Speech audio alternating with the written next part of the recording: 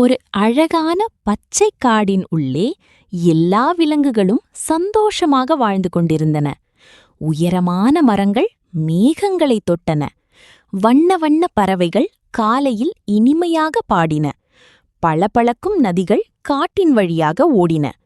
அந்த காட்டை ராஜா என்ற சிங்கம் ஆட்சி செய்தது. அது மிகவும் நல்ல மனசுக்காரன். சிறிய எறும்பிலிருந்து பெரிய யானை வரை எல்லா விலங்குகளையும் அன்பாக பார்த்து கொண்டது. அந்த காட்டில் ராமு என்ற நரி மிகவும் புத்திசாலி. எப்போதும் சண்டைகள் வந்தாலும் அமைதியாக தீர்வு சொல்லும். ஒரு வருடம் கடும் வெயில் வந்தது. நதிகள் வற்ற ஆரம்பித்தன. குளங்கள் உலர்ந்து போயின. புல்கள் மஞ்சளாக மாறின. முயல்களுக்கு காரட் கிடைக்கவில்லை. மான்கள் தண்ணீர் தேடி தொலைவுக்கு நடக்க வேண்டிய நிலை வந்தது. யானைகளுக்கு கூட சோர்வு ஏற்பட்டது. எல்லா விலங்குகளும் கவலையடைந்தன. ஒரு மாலை சிங்கராஜா எல்லா விலங்குகளையும் பெரிய ஆலமரத்தடியில் கூட்டினார். குரங்குகள் மரத்திலிருந்து தாவி வந்தன. கிளிகள் வட்டமிட்டு பறந்தன. முயல்கள் அமைதியாக உட்கார்ந்தன. அப்போது சிங்கராஜா சொன்னது, நம்ம காடுக்கு மழை வேண்டும்.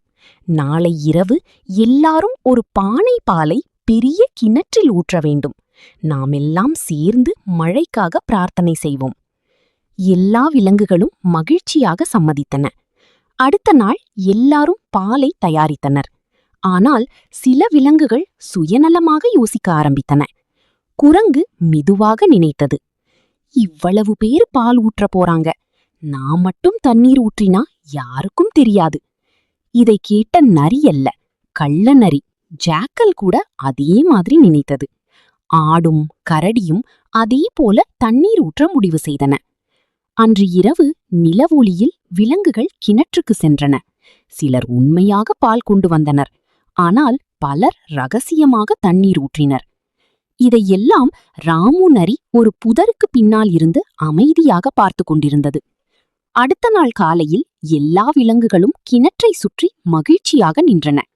யானை ஒரு வாளியை கிணற்றில் இறக்கி எடுத்தது. ஆனால் அதில் இருந்தது வெறும். இது எப்படி நடந்தது என்று கேட்டான். அனைவரும் அமைதியாக தலை குனிந்தனர்.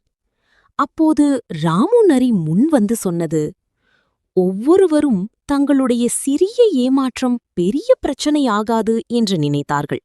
ஆனால் எல்லாரும் அப்படியே நினைத்ததால் முழு கிணறும் தண்ணீராக மாறிவிட்டது. விலங்குகள் தங்கள் தவறை உணர்ந்தன. ஒவ்வொருவராக மன்னிப்பு கேட்டன. பிறகு ராமு நரி ஒரு நல்ல யோசனை சொன்னது. இன்று இரவு எல்லாரும் அனைவரின் முன்னாடியே பாலை ஊற்ற வேண்டும். அப்போ யாரும் ஏமாற்ற மாட்டாங்க.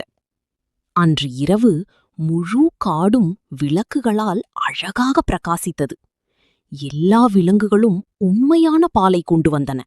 யாரும் ஏமாற்றவில்லை. அடுத்த நாள் கிணறு முழுவதும் வெள்ளை பாலும் நிரம்பியிருந்தது. அந்த நேரத்தில் குளிர்ந்த காற்று வீசியது. கருமேகங்கள் வானத்தில் சூழ்ந்தன. சிறிது நேரத்தில் மழை பெய்ய ஆரம்பித்தது. எல்லா விலங்குகளும் மகிழ்ச்சியாக ஆடின. யானைகள் தண்ணீர் தூவின. குரங்குகள் மரங்களில் தாவின.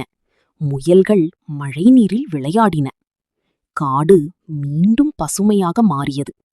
சிங்கராஜா ராமு நரியிடம் சிரித்துக்கொண்டு சொன்னது, நீ எல்லாருக்கும் ஒரு பெரிய பாடம் கற்றுக் கொடுத்தாய். ராமு நரி சிரித்துக்கொண்டு சொன்னது, நேர்மையும் ஒற்றுமையும் இருந்தால் எல்லாரும் சந்தோஷமாக வாழலாம்.